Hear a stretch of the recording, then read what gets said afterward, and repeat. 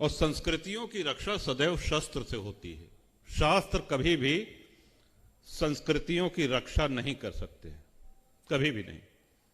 और अगर शास्त्र संस्कृतियों की रक्षा, राष्ट्र की रक्षा कर सकते तो तक्षशिला महाविद्यालय, नालंदा विश्वविद्यालय ये ध्वस्त नहीं होते।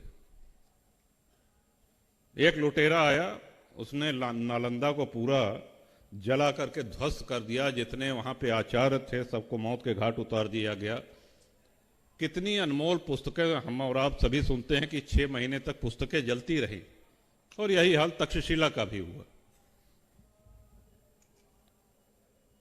हमारे प्रभु ने जब जब अवतार लिया, भगवान राम को 14 वर्ष का वनवास हुआ, राजपाट छोड़ के जाना पड़ा उनको। तो ऐसा तो नहीं था कि उन्होंने 14 वर्ष के लिए कहन अच्छा क्या ले जाओगे, कहन एक डबल बेड, एक सोफा और तकिया, जरा वहां बैठने के लिए आराम होगा।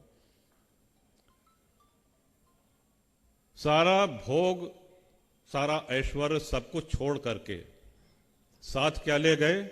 धनुष बाण।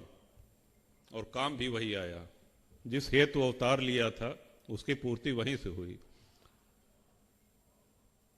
हम अगर मां की उपासना करते हैं, शक्ति स्वरूपा दुर्गा मां, वो देखिए शस्त्र सज्जित रहती है। हनुमान जी महाराज ने कभी गदा नहीं छोड़ा, गदा से बहुतों को सुधार दिया उन्होंने। भगवान शिव के हाथ से कभी त्रिशूल नहीं छूटा।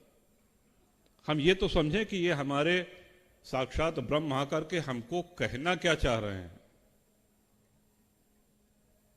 ये शास्त्र ये विवेक देता है कि आप शस्त्र का उपयोग कब और कहां करें, किस पे करें।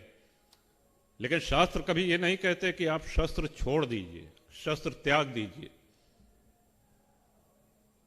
आज अगर भारत एक राष्ट्र के रूप में सुरक्षित है तो हमारे सशस्त्र बल और सेना के कारण है, जो अपने प्राणों की आहुति दे करके और हमारे देश को सुरक्षित रखे हैं।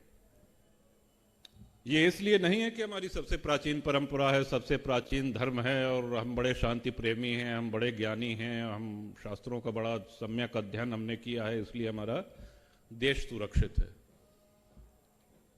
और अगर आज विश्व के उसमें देखें तो सबसे प्रत्यक्ष उदाहरण आपको इजरायल का मिलता है। इजरायल अगर आज अपना अस्तित्व बचाए हुए है, और अस्तित्व ही नहीं बचाए हुए हैं, अब उसके ऊपर जो हमले हो रहे हैं, जो आक्रांता हो रहे हैं, सबको मुंह तोड़ जवाब भी दे रहा है, तो वो अपने शस्त्र बल के कारण दे रहा है। हमारे सनातन धर्म में नागा अखाड़ों की स्थापना शस्त्रों के ही आधार पर हुई थी। जब औरंगजेब ने काशी विश्वनाथ मंदिर तोड़वाने के लिए पहली बार हमला किया तो हमारे नागा संतों ने ही मुगल सेना को मुंहतोड़ जवाब दिया और उनको खदेड़ दिया उल्टा। ये अलग बात है कि 5 वर्ष बाद उससे कहीं बहुत बड़ी सेना लेकर के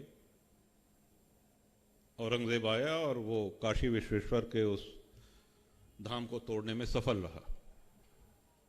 एक धर्म के रूप में, एक संस्कृत के रूप में, हर विद्वान यहां पे सभागार में जितने भी हैं वो आप मानेंगे कि जितनी ज्यादा लूट, हत्या और बलात्कार धर्म के आधार पर हिंदुओं के साथ हुई है, वो विश्व की और किसी सभ्यता, किसी संस्कृति में नहीं हुई है। गिनती नहीं है, अनुमान नहीं लगाया जा सकता। और वो इसलिए भी कि एक और जहां हमने अपने शस्त्र छोड़े, वहीं कूटनीति के तहत हम जातियों में बांट दिए गए।